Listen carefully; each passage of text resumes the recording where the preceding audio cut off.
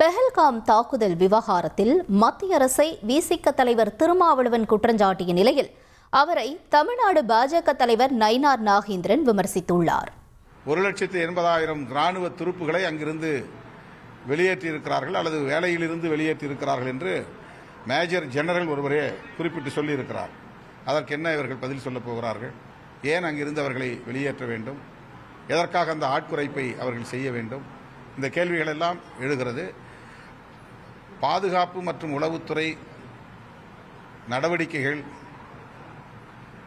பயங்கரவாதத்திற்கு இடம் கொடுத்து விட்டது, அது தோல்வியடைந்து விட்டது என்பதை நான் மட்டுமல்ல, பாரதிய ஜனதா கட்சியை சார்ந்த மூத்த தலைவர் சுப்பிரமணிய சாமியே சொல்லியிருக்கிறார்.